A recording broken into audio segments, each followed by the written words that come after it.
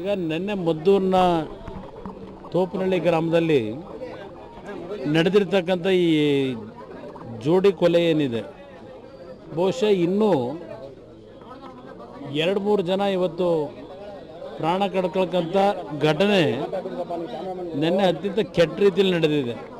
ಅಲ್ಲಿ ಶಿವಣ್ಣ ಅಂತಕ್ಕಂಥ ಯಾರೋ ಲೀಡ್ರು,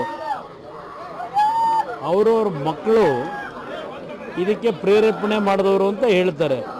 ಇವತ್ತು ಈ ಗೂಂಡಾ ಗೂಂಡಾ ನಡವಳಿಕೆ ಇರತಕ್ಕಂಥವ್ರು ಇಂಥವ್ರ ಜೊತೆಯಲ್ಲೇ ಈ ನಮ್ಮ ಪೊಲೀಸ್ ಇಲಾಖೆಯಲ್ಲಿ ಇರ್ತಕ್ಕಂಥ ಹಿರಿಯ ಅಧಿಕಾರಿಗಳಿಂದ ಹಿಡಿದು ಕೆಳ ಹಂತದವರೆಗೂ ಇವತ್ತು ಕಾನೂನಿನ ರಕ್ಷಣೆ ಕಡೆ ಗಮನ ಕೊಡದೆ ಇವತ್ತು ಈ ಸರ್ಕಾರದ ಹಣ ಕೀಳ್ತಕ್ಕಂಥ ನೀತಿಯನ್ನು ಇಟ್ಕೊಂಡಿದ್ದಾರೆ ಅಧಿಕಾರಿಗಳಿಂದ.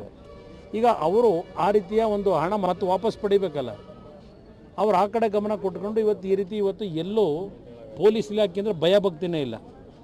ನಾನು ವಿಧಾನಸಭೆಯಲ್ಲಿ ಈ ಸಿದ್ದರಾಮಯ್ಯವ್ರ ಮುಖಕ್ಕೆ ಕೇಳಿದ್ದೇನೆ, ನಿಮ್ಮದು ಇಲಾಖೆ ರಕ್ಷಣೆ ಇಲಾಖೆ ಜನತೆಗೆ ರಕ್ಷಣೆ ಕೊಡಲಿಕ್ಕೆ ಈ ಸರ್ಕಾರ ಬಂದ ಮೇಲೆ ನೀವು ಇಟ್ಕೊಂಡಿಲ್ಲ, ಈ ನಿಮ್ಮ ಇಲಾಖೆನ ದರೋಡೆ ಮಾಡೋಕ್ಕೆ ಇಟ್ಕೊಂಡಿದ್ದೀನಿ ಅಂತ ಹೇಳಿದ್ದೇನೆ.